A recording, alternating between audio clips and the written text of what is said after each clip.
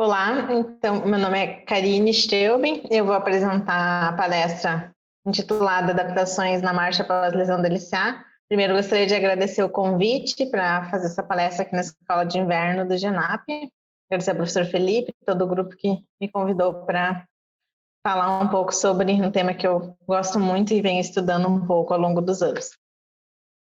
Eu sou bacharel em fisioterapia pela UFSM em 2015, mestre em reabilitação funcional também pela UFSM em 2017 e atualmente sou doutoranda em ciências fisiológicas pela Unipampa, sob orientação do professor Felipe e orientação do professor Evangelos Papas, atuando no tema de prevenção de lesão de LCA e também estudando um pouco sobre adaptações tardias após a lesão do LCA. A minha apresentação hoje, ela está dividida em 3 tópicos principais. Então, inicialmente, eu vou apresentar um pouco sobre a função do ligamento cruzado anterior. Após, eu vou comentar um pouco sobre a lesão do ligamento cruzado anterior. Então, eu vou entrar no tópico principal dessa fala, que é adaptações na marcha. Eu vou comentar sobre as adaptações em indivíduos com LCA deficiente e indivíduos que fazem a reconstrução do LCA. Bom, o LCA ele é o principal estabilizador passivo do joelho nas atividades dinâmicas. Então, durante atividades esportivas, o joelho ele necessita dessa estabilidade dinâmica para desempenhar uma boa performance dessas atividades. Essas restrições que levam a essa estabilidade dinâmica, elas podem vir tanto da restrição passiva, através dos ligamentos, e da restrição ativa, a partir da ativação neuromuscular. Desses receptores passivos, o LCA ele é um dos principais receptores passivos do joelho, sendo que a principal função dele é evitar a translação anterior da tíbia.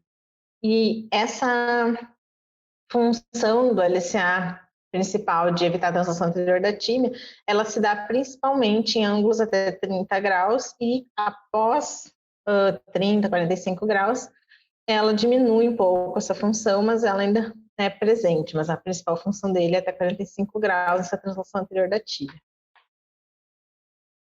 Além da translação anterior, ele também contribui para limitar a rotação da tíbia, que ela é inevitável durante a flexão e extensão. Durante a flexão ocorre uma leve rotação interna e a extensão uma leve rotação externa, que estão associados ao mecanismo de travamento automático do joelho nos últimos 15 graus de extensão e nos primeiros 15 graus de flexão. Então, ele também auxilia nesse outro plano de movimento. Além disso, a gente precisa pensar um pouco sobre como que o LCA ele é ativado ou é requisitado durante tarefas de atividades diárias dos indivíduos. Então, esse artigo ele mostrou algumas estimativas sobre como o LCA ele é requerido durante algumas atividades diárias, como a caminhada no nível plano, né? Então, uma estimativa de 169 newtons para o LCA, e descendo escadas, por exemplo, 445 newtons, descendo uma rampa, 93 newtons. Então, aqui é um exemplo apenas de uma estimativa que nessas atividades teoricamente consideradas de baixa demanda, elas ainda assim exigem do LCA esse controle dessa estabilidade dinâmica do joelho. Essa tensão, então, que o LCA acaba exercendo nessas atividades, como eu já comentei um pouco, ela ocorre principalmente de 0 a 30 graus ou 0 a 45 graus de flexão de joelho. Como a gente pode observar aqui nesse gráfico, durante a marcha, a flexão do joelho, no período de apoio, que é esse período inicial aqui nesse gráfico, o joelho, ele geralmente não flexiona mais do que 20 graus. Então, sendo que nessa fase de apoio, o LCA está atuando muito para fazer essa estabilização, principalmente controlando a translação anterior da tíbia. Então, sendo que para essa atividade, ele vai estar atuante em todos os dias, né, sempre os indivíduos caminharem, sendo que ele desempenha então, esse papel importante, né, de função para essa atividade e também para demais atividades que demandem essa angulação de joelho. A lesão do LCA, ela acontece principalmente por mecanismo de não contato, sendo estimado em 70% das lesões que acontecem por esse mecanismo, onde não existe um contato direto entre o joelho e um outro indivíduo, ou então uma outra superfície. Geralmente em indivíduos jovens também.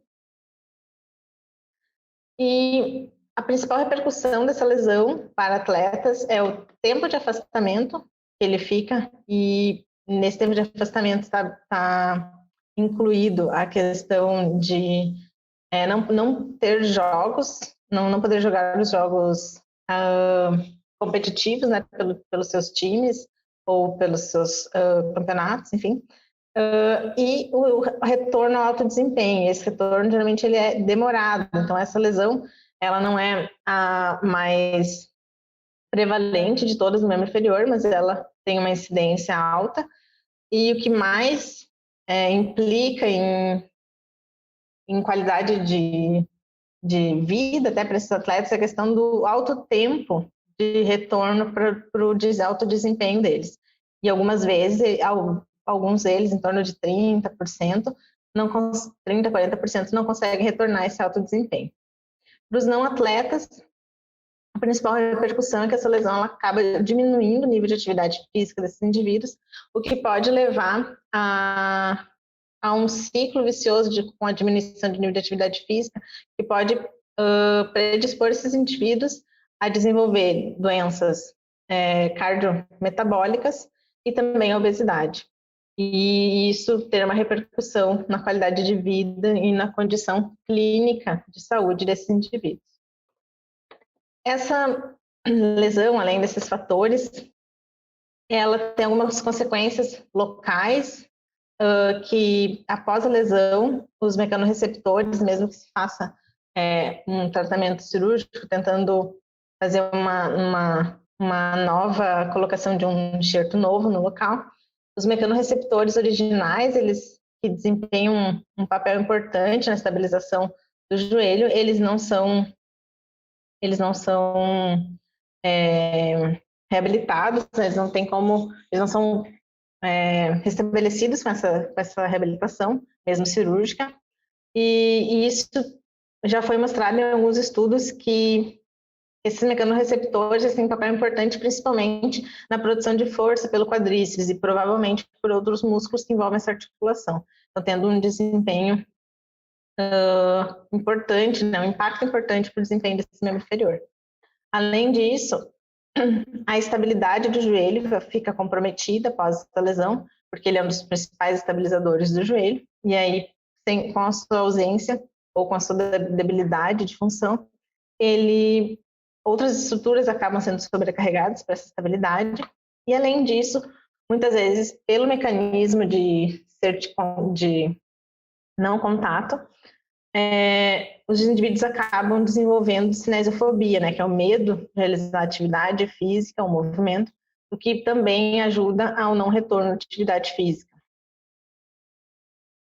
E tudo isso vai levar a alterações no padrão de movimento após a lesão.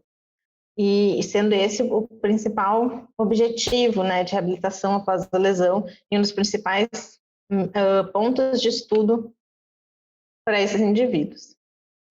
De forma geral, após a lesão, existem dois tipos de tratamentos: o conservador, onde não se realiza cirurgia, se deixa o indivíduo com LCA deficiente, então esse indivíduo ele acaba desempenhando as funções de estabilidade por outras estruturas, ou então o cirúrgico, que é feito a partir de inserção de enxertos da própria pessoa, ou então enxertos artificiais que podem ser inseridos para fazer a reconstrução desse ligamento. Hoje a gente não vai comentar muito sobre os tipos de tratamento, porque só falar sobre um tipo de tratamento já poderia dar uma palestra, né? Então vamos seguir. Mas só para vocês terem uma ideia dos dois grandes tipos de tratamento que teria. Após a escolha do tratamento, então, existem algumas adaptações que acontecem por aqueles motivos que eu já comentei aqui. E essas alterações, elas também vão afetar a marcha. E essas alterações na marcha, elas vão se repetir ao longo de todos os dias, por muitas vezes. E isso vai levar, pode levar a processos degenerativos, porque essas microalterações na mecânica articular, sendo reproduzidas repetidas vezes, podem levar a essa sobrecarga articular e induzir ou acelerar os processos degenerativos interarticulares.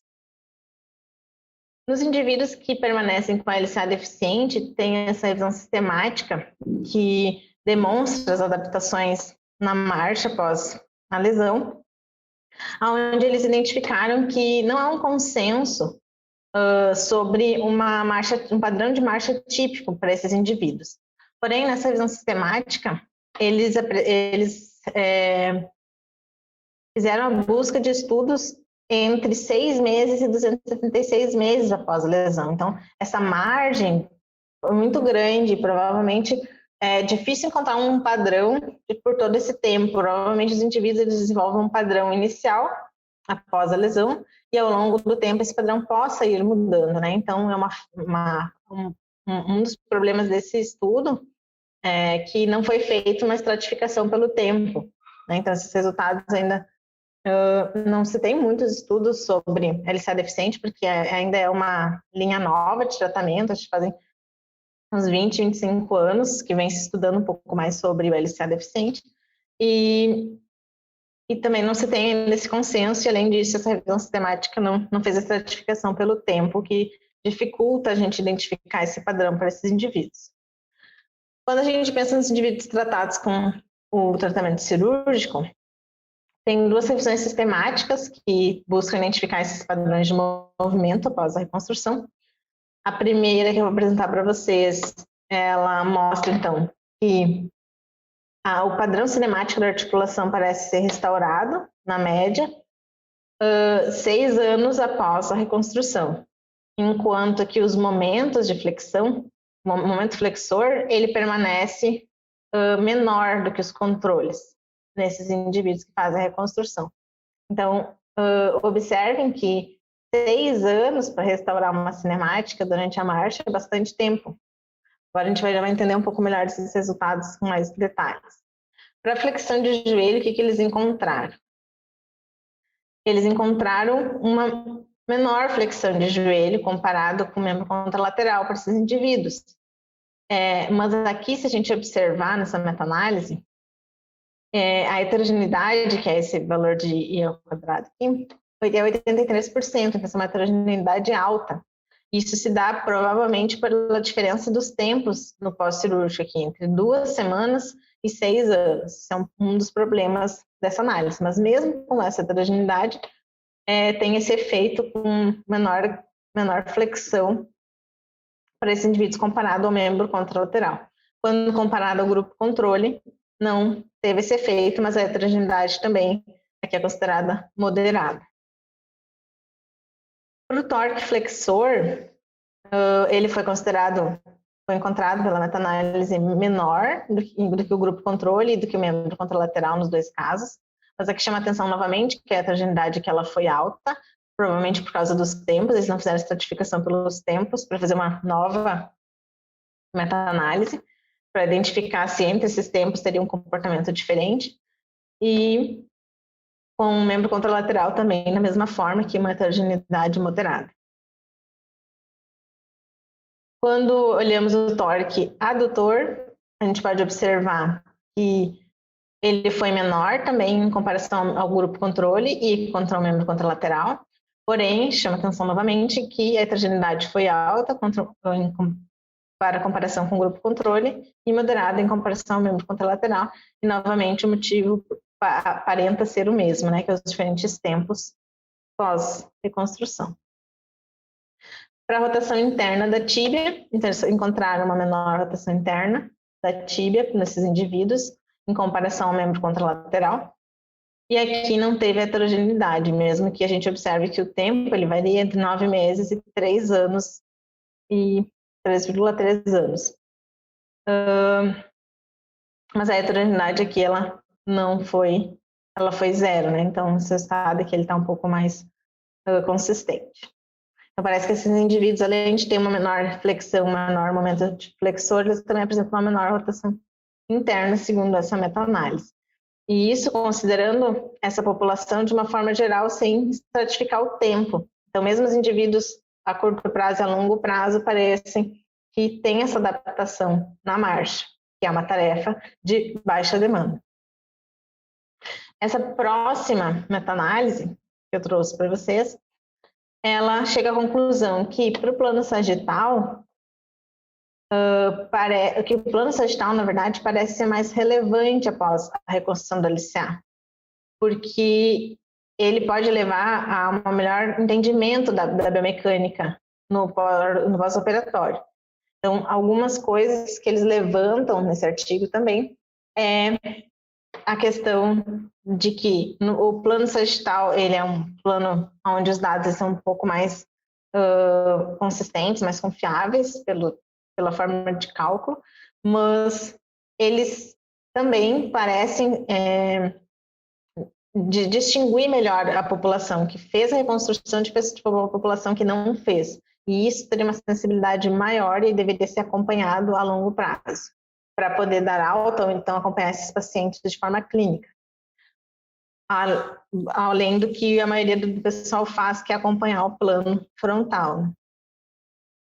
Os resultados dessa meta-análise, então, de uma forma mais específica, o que a gente pode observar, nessa meta-análise eles fizeram estratificação pelo tempo, e tem alguns resultados interessantes, com indivíduos, né, com menos no plano sagital aqui, os indivíduos com menos de 6 meses, eles apresentam para o ângulo de flexão de joelho um maior ângulo de flexão de joelho, e após 1 ano e 3 anos, um menor ângulo de flexão do joelho quando comparado a indivíduos saudáveis. Quando a gente vai olhar a variável do momento flexor, ele apresenta nos primeiros 6 meses um maior momento flexor, de 6 meses a 12 meses um menor momento flexor, e após ele normaliza, após 1 ano. E após 3 anos não tem esse dado, por enquanto, nessa meta-análise. Para o momento extensor, ele apresenta até 6 meses um menor momento extensor, e depois ele aparenta normalizar nos dados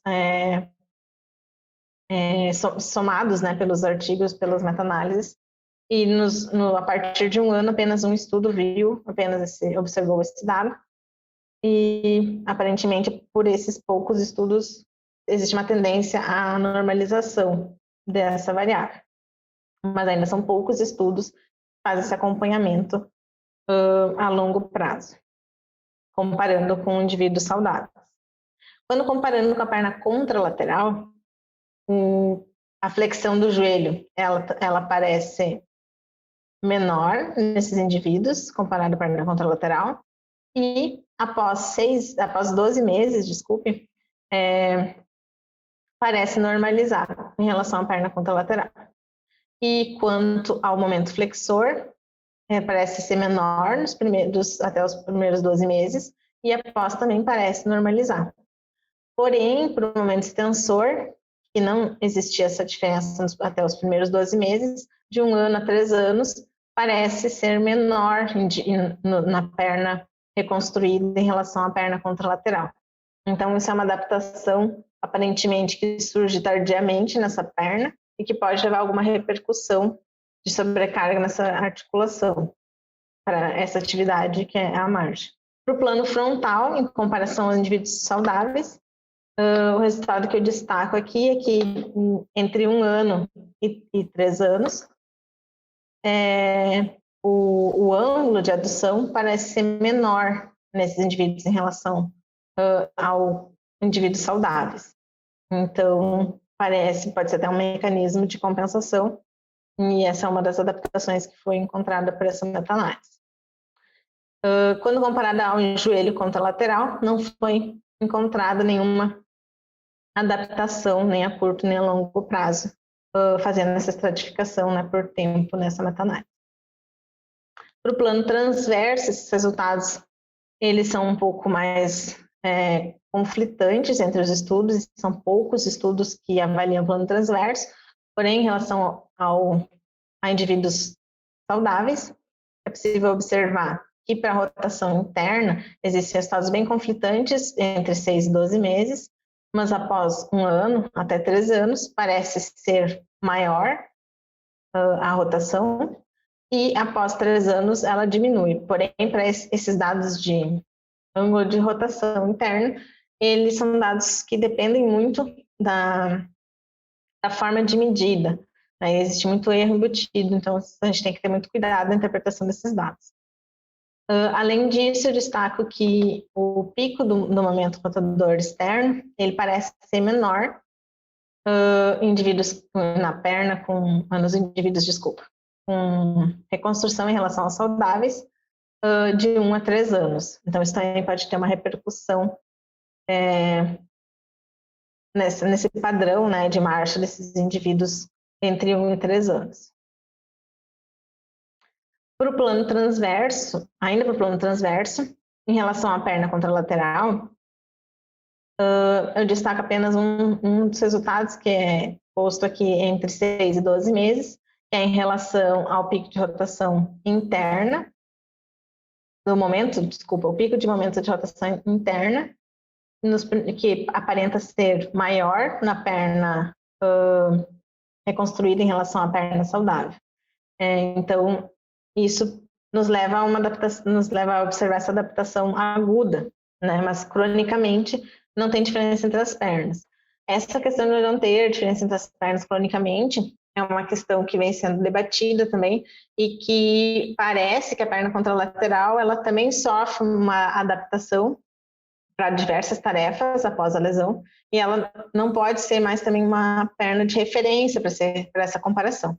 Então, a melhor comparação que a gente deve se guiar até como critérios para alta seria para indivíduos saudáveis que nunca romperam, nunca tiveram essa lesão, ou então para dados do mesmo indivíduo antes da lesão, né, dados prévios. Esse seria o melhor dado normativo para comparação desses valores. Porque a perna contralateral ela também sofre uma adaptação ao longo do tempo após a lesão. Bom, nesse caminho de identificar essas adaptações tardias, a gente desenvolveu no meu mestrado uma pesquisa para identificar essas adaptações em indivíduos após 4 anos da reconstrução, e no nosso estudo eles tiveram uma média de 5 anos após a reconstrução, e a gente testou eles na marcha em 2 velocidades, a marcha autoselecionada e a marcha com velocidade rápida. Que a gente encontrou que a gente testou apenas os movimentos articulares e não a parte cinemática.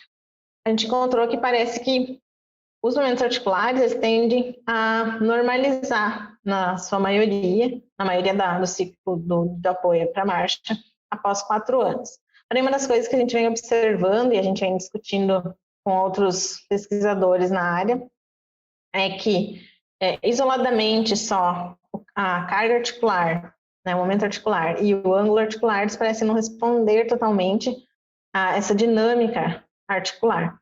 Uma das variáveis que vem começando a ser observada é a questão do stiffness, da resistência articular, e a gente já começou a observar com os dados prévios, mas a gente ainda não enviou o artigo para publicação, o que parece que sim, o stiffness, essa resistência articular, parece que a longo prazo ainda assim ela é diferente de indivíduos saudáveis, então parece que ser uma variável mais sensível para identificar essas adaptações a longo prazo na marcha.